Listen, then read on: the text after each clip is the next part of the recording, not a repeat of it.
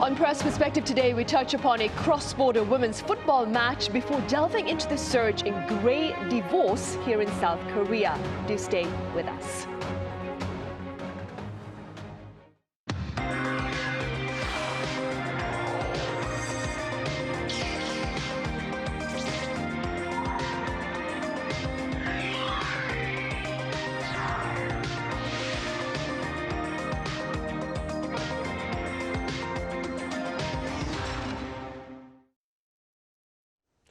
Hello and welcome. You're watching Press Perspective for this Friday, May 22nd here in Seoul. I'm Min Sun-hee.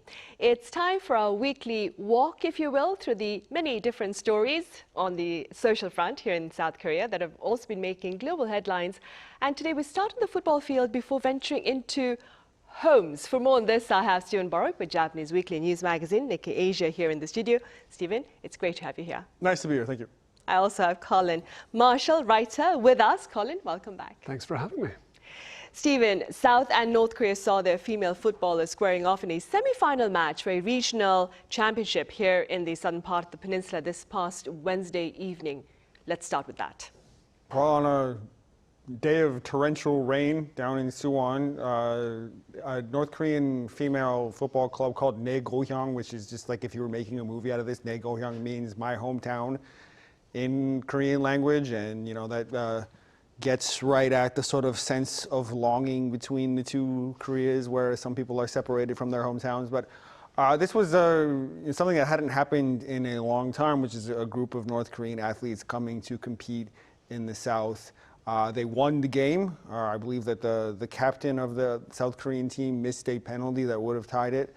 And so this was a triumph for the North Korean side. They will go on. I believe the next thing they'll do is play a Japanese team this weekend. So, but you know, the kind of bigger symbolism here, like this inevitably becomes an occasion to parse the state of inter-Korean relations and to kind of ask, like, you know, these things used to be quite common. I mean, even when I was first in Korea, there was a lot more cross-border interchange. You know, back then you would hear about South Koreans who operated factories in North Korea or had tourist ventures there, and but most of that contact has been frozen over the past several years, particularly after the pandemic. The government in North Korea seems to have made it a priority to reduce its citizens' access with the outside world. So this went ahead under the usual kinds of restrictions. You know, all of these athletes and all of the people in this North Korean contingent were,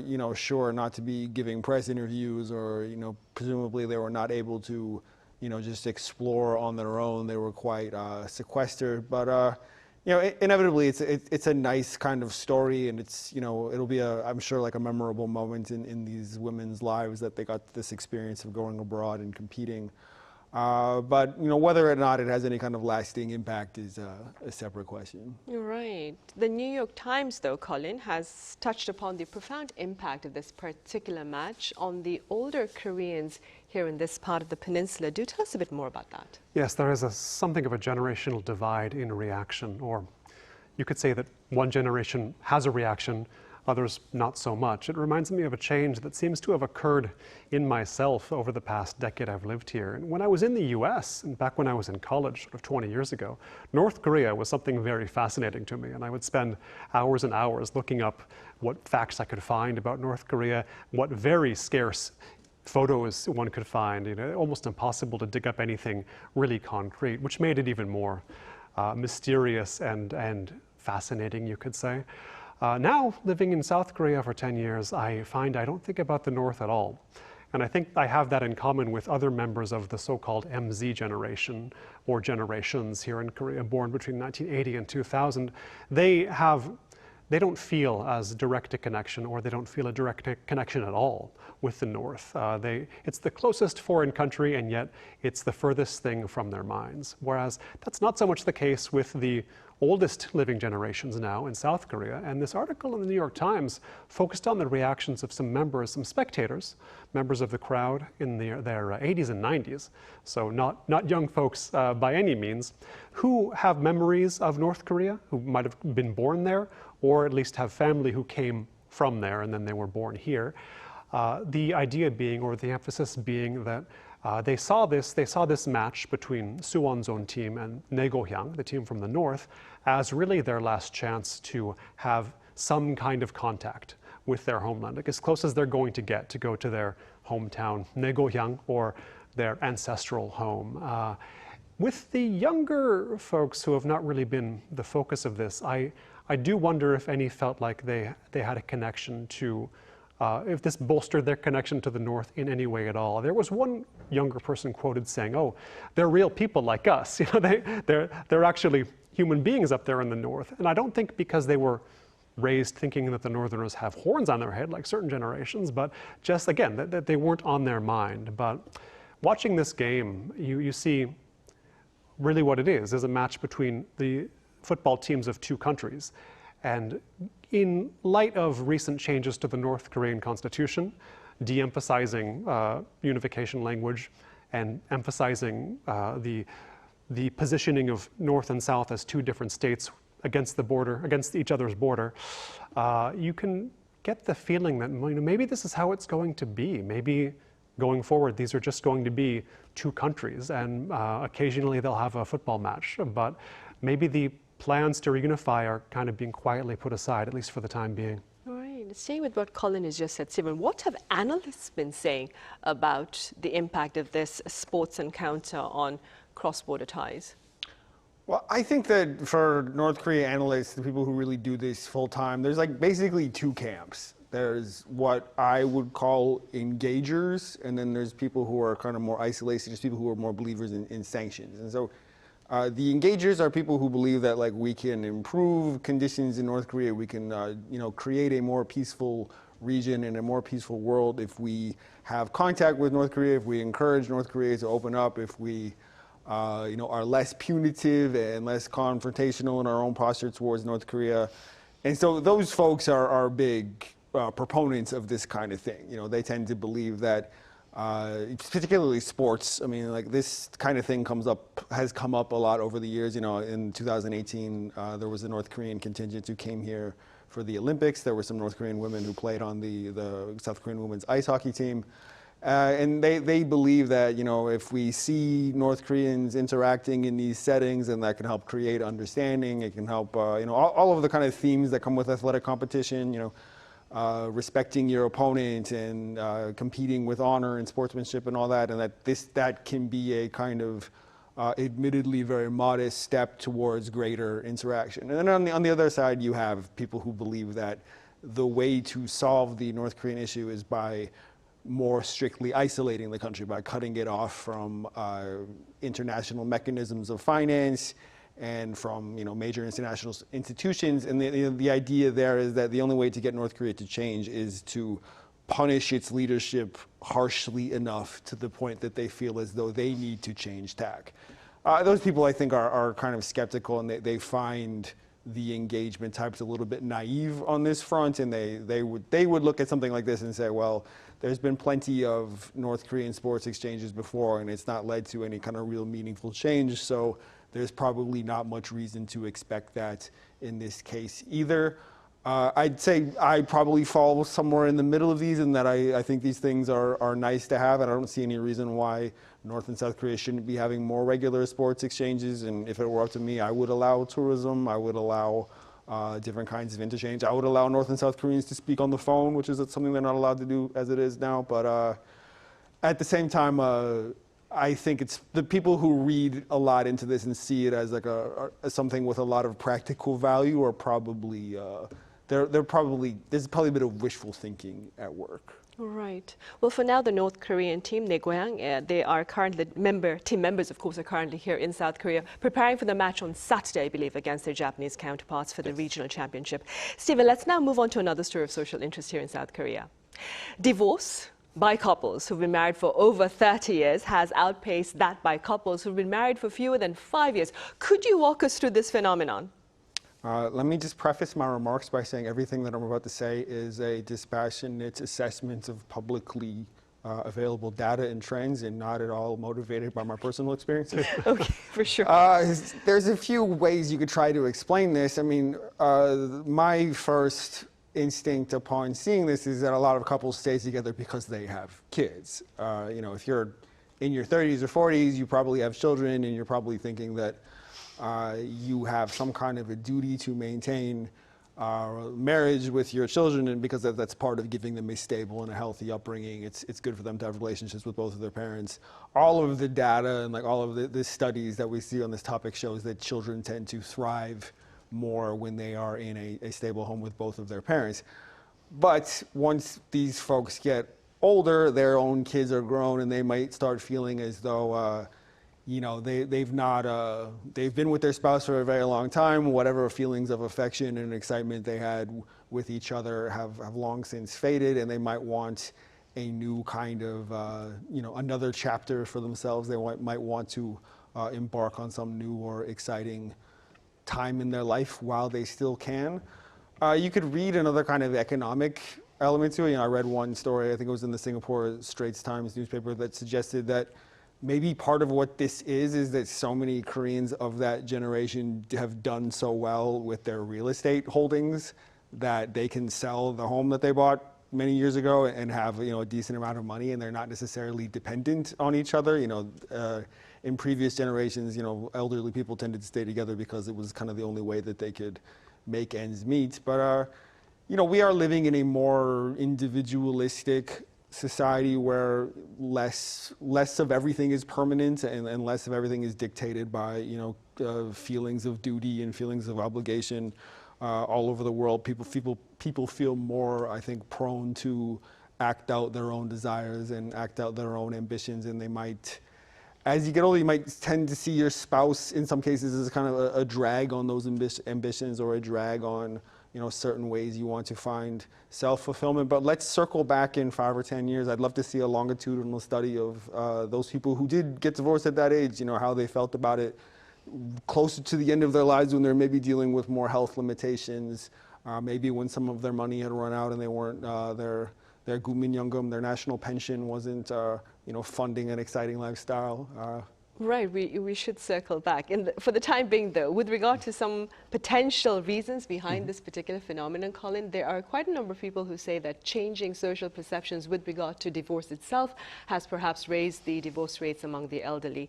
What are your thoughts? It makes sense, although social perceptions and their change tend to be downstream of material realities and how they change. And in South Korea, material realities have changed quite a bit over the past 50, 60, 70 years, to put it very mildly. In the US, of course, the divorce rate is famously high. And that's gone along with a change in American society as well. This is true to an extent for pretty much any society, but, you know, in the olden days, when societies were more familially organized, you had to be plugged into a familial network. Somebody who was not married or attached to a family or attached to a wider network of families was going to have trouble surviving in that society. And if you were to leave a marriage, you would be leaving the society and the protections afforded by that society, and in the distant enough past, endangering your own existence. So you weren't going to see a lot of that. Whether it was approved or disapproved of is not, or legally allowed or not, wasn't quite the issue. Now, South Korea, or Korea broadly speaking, was familially organized much more intensely until much more recently. And now you've seen this dramatic and fast shift from that mode to sort of being supported by institutions, whether they be commercial or whether they be state institutions. And the need to be tapped in, to be tied in to a family unit is not what it used to be. And so, as Stephen alluded to, you get a freer rein to go with whatever your impulse of the moment may be, or maybe it's more than an impulse. But as well, we should also emphasize that there are more, demographically, there are more people in Korea at the age to be divorcing after 30 years of marriage than there are people who have been married only 3 or 4 or 5 years. So there's that sort of difference in coterie as well, you could say. But, you know, so a lot of these marriages, these gray divorces, they're legally divorces that have occurred recently, but in many cases the marriage itself has been effectively over for a long time. And this is where loanwords are very revealing. I find, for example, the word show window, which is, like all the good loan words, unintelligible in English, but like all good Konglish, but it refers to this department store window display. You know, you make it look like everything's fine, whereas there's nothing really behind it, not anymore. So I think we have a lot of show window marriages finally bringing the legal status in line with what's long been the reality as well. Right, sadly. Indeed. And speaking about family, Stephen, many point out that the family framework itself here in South Korea has been taking on more than one form in recent years, with some people choosing to live alone, of course, and others choosing to raise a child by himself or herself. What are your thoughts with regard to this trend, keeping in mind, of course, your early days here in South Korea? And could you compare this reality to the situation perhaps back in your hometown of Canada? Well, I don't envision a scenario where South Korean society is not dominated by the nuclear family. You know, I know that over the years we see these stories of, you know, there's data to support that like more South Koreans live alone than at any other time in the country's history. I just feel like the social dynamics in this country and the familial dynamics, like, they just make it quite hard to build a life here as a single person. Where I'm from and where Colin's from, if you're a single person, you can live in a large city and you can afford rent and you can have roommates and you can be a part of these kind of bigger social networks. And the fact that you're single, the fact that you're not married, like into your 30s, maybe even into your 40s, depending on what kind of milieu you're in, if you're a more creative person, if you're a more professionally motivated person, it doesn't come across as all that unusual. I think it's easier to find, more like-minded people who are living kind of similar lifestyles. Over the years in Korea, like, I've just observed phenomenons where the kind of prevailing social norm in Korea is that when you get married, or even when you just get into a serious romantic relationship, you kind of cut your friends out of your life. Like, people, they might still socialize it in some cases, but like, generally the assumption comes once you reach that age and once you reach once your relationship reaches a certain level of seriousness, that like you devote your energies to that. You do not devote a substantial portion of your energy to socializing. That's in the Korean psychology, like that kind of regular socializing with friends is generally thought of as something that younger people do, and that it's not what grown-ups do. So I think the reason that we've seen, mild upticks recently in the fertility rate and the marriage rate is, I think more young people have just kind of clued into the reality of the society that, like, the most reliable way to having a comfortable and a fulfilling life here is still to get married and have children. Unless you are a very unconventional type of person who wants to pursue some kind of creative endeavor, or unless you're an entrepreneur who's just kind of married to your work, there will always be alternatives. Just to speak to the data of people living alone, I mean, I would guess that a primary driver of that is people leaving their hometowns and coming to the Seoul area to seek work. I think those people will probably, with time, get married. Just the economic concentration of the country in the Seoul area, I think, means that there are more and more people leaving smaller provincial cities and coming here. But there will always be variation, but my expectation is that into the future, South Korea will still be a society where the primary method of organization is the nuclear family. You're right. And speaking about the South Korean society, Colin, CNN says if one seeks a long and healthy life, they are better off being in South Korea than over in the US. What, again, are your thoughts? Yeah, well, if you compare the body mass index of each country, I think that speaks for itself. A friend who lived here a long time, he made a trip to the US a while ago to go to Disney World in Florida. And I asked him, well, what were your impressions of America? And he said, there's just so many people who are so overweight that they're on scooters. And I realized, I guess there would be, wouldn't there? And you don't see that here in Korea. You barely see people who are overweight at all. That's changing, but it's night and day when you compare those two countries. And what's bringing this to the news, I think, is a series hosted by the technology journalist Kara Swisher. And in the tech world in the US, in Silicon Valley, life extension, health maximization, biometrics, personal biometrics, that are all big fads right now. Maybe more than fads, you could say, obsessions for many figures.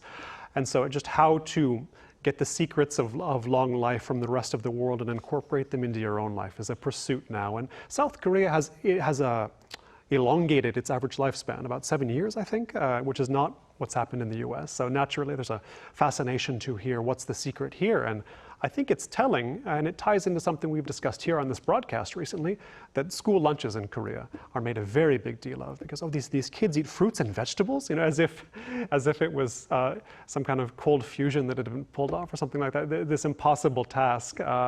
But I think, as I have said before here, this owes a lot to South Korea having a pretty robust food culture that not necessarily deliberately, but has the effect of getting people to eat healthier, at least on a basic level. In the US, to name one especially stark example, a lot of kids don't eat very well, but worse than that, the adults still eat like kids for the most part. Not for the most part, but the adults who eat unhealthily are still eating the same bad diet they ate when they were sort of 6 years old, but now they're 56.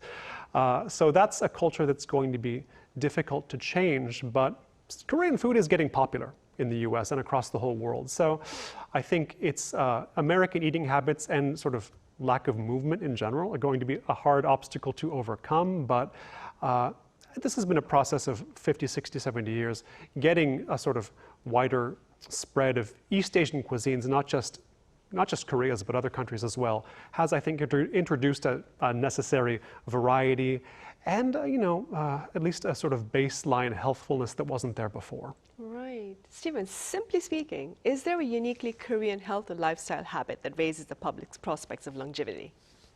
I don't know if it's uniquely Korean, but like one thing that I'm a huge believer of is just walkable communities. And the fact that so many Koreans and people in Japan and a few other places in the world, so many people live in a place where they can just get up, walk out of their house, walk to the end of the street, buy whatever groceries they need, have coffee, have places to eat, have places to meet their friends. I'm a huge believer in that as a predictor of longevity. Just psychologically and physically, I think keeping your brain engaged and keeping your brain in a state where every morning you wake up and you use your own body to go and get your food and go and get like whatever you need to sustain yourself throughout the day. I would bet that that's a powerful motivator for the human body and the human brain to keep on living. It keeps us healthily engaged.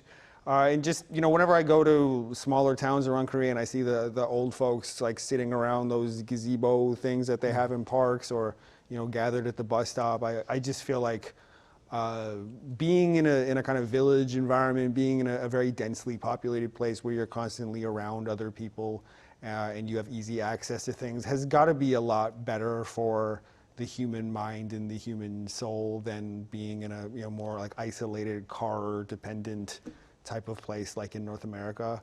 So right. I think that's got a lot to do with it. Like I said, I don't know if it's uniquely Korean, but I think a disproportionately large part of the Korean population lives like that, and that's got to be having access to these lovely mountains. Colin, we have like about 30 seconds. What would you like to add? To expand a bit onto Steven's point, yes, Koreans, they still smoke a lot, they drink a lot, they eat a lot of junk. Go to the convenience store, you'll see the junk they eat. A lot of them don't exercise, and yet most everybody seems healthier. Ordinary people all seem to be in better shape than ordinary Americans. So you have to ask yourself, it's something else. Is it the physical built environment? That's probably a big part of it. But don't look for the obvious reasons. I think there's more to it than that. But of course, the population is genetically different too. So you can't imitate everything in South Korea. But there are lessons to be learned. All right, on that note, we'll end it then. All right, Colin, as always, thank you so much for your time and your thoughts. Thank you. Steven, thank you very much for your insights. Thank you. Right, it's time to say goodbye and thank you for watching. Also, we are looking ahead to a long weekend here in South Korea to celebrate Buddha's birthday, so see you next Tuesday.